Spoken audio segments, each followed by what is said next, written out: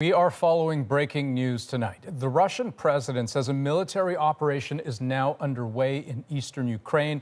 Ukraine's foreign minister calls it a full-scale invasion and says the time for the world to act is now.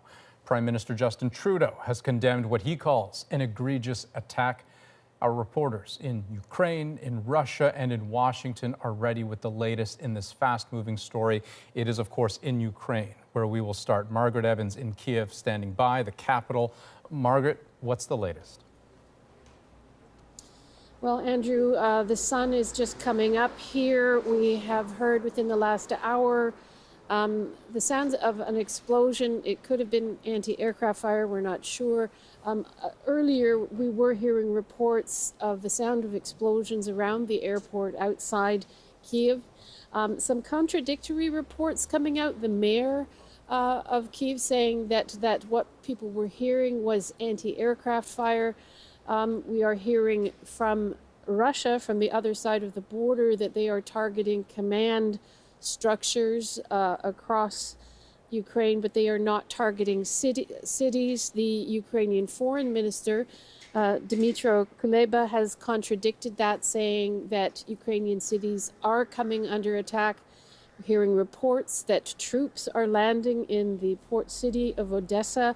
We're hearing that things are bad in Kharkiv, which is a city, mainly Russian language, native Russian-speaking city, close to the border with Russia in the north and the east. Here in the capital, people have been leaving. We've been seeing people coming down the street with their suitcases, but we've also seen people who look like they're going to work. We're hearing that there are long lineups at the gas stations around the city, so potentially people are thinking of leaving.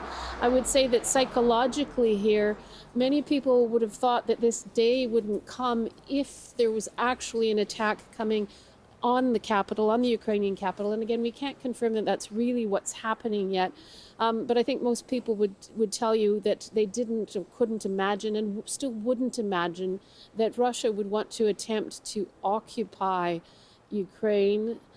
Certainly they would believe that Vladimir Putin is interested in potentially regime change here, and some people thought that he would attempt to do that by squeezing this country rather than launching a full-scale military operation, because we've seen a lot of hybrid warfare. We've seen yesterday, there were just, in the hours leading up to the explosions and the news that the invasion had begun, we heard about more cyber attacks here, with a number of Ukrainian government ministry sites going down. That's been happening in the days leading up to that. And of course, the economy here has been suffering.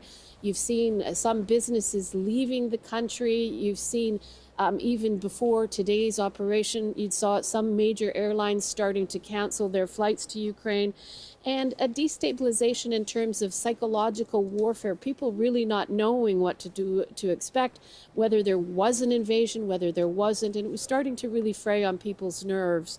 So it's still very, very early days, early hours here. We're waiting to see what developments come. And of course, we're watching social media to see what people are saying in other parts of the country as well. Right. Psychologically, it must be unnerving, if not debilitating. But to your point, with so many conflicting reports and so many early reports coming out from all directions, important to take things one step at a time. Margaret Evans reporting from Kiev tonight. Thank you so much for that.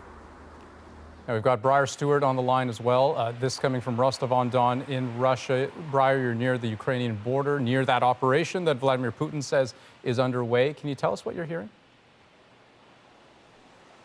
Well, what the Russian Defense Ministry has said is that they're taking targeted strikes against Ukrainian military installations. But of course, as you heard Margaret say there's conflicting information about what is being hit and whether or not cities are under attack.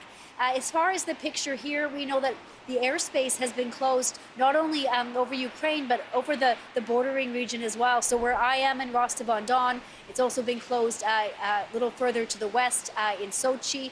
And so you have a rapidly developing situation. And this really all started after President Vladimir Putin had a speech that was aired on Russian television early this morning. And it was a speech, I should mention, that wasn't live. And Russian media is actually reporting that it was recorded 3 days ago on February 21st. And in that recording that was aired, it is essentially a declaration of war. He talked about how Russia could not live with the threat of Ukraine and that Ukraine had to be demilitarized. He then went on to talk about how if there was any kind of interference from the West, anything at all, Russia would hit back, and that he hopes the West hears that warning because plans were already in the works. So it was a very, chilling message really to hear. And then after that, that's when we started getting all of these reports of explosions in so many different cities across Ukraine. I should mention that, as we've been here in this area talking to people, even people who've been living in communities where they've seen the backdrop of tanks and heavy artillery for weeks, who have seen kind of the military built up around them, there was really a sense of disbelief among a lot of Russians that we spoke to that there would be some kind of full-scale attack. This is an area where they know about the war going on in Donetsk and Luhansk, and there was a lot of support, I would say, for Russia recognizing those areas, because you have areas where they are already controlled by separatists, they're aligned with Russia. Over 700,000 people in those regions have Russian passports. So there was a lot of support for that. But speaking to Russians about kind of a larger attack on Ukraine, most people just did not believe something like that would happen. I mean, even people that we were speaking to yesterday and the day before, they just didn't think that Russia would take actions against so many Ukrainian cities and military infrastructure. So it'll be very interesting to see just how the public responds to that, because as we know in Russia, there's been such a repressive system and a crackdown that you don't see the kind of large-scale protests here that you would elsewhere. Right, and of course, we will wait to see to what extent this invasion will progress, how protracted a campaign it might be, if it continues beyond the next few minutes, few hours, few days. We don't know. Briar Stewart reporting from Rostov-on-Don in Russia. Thank you.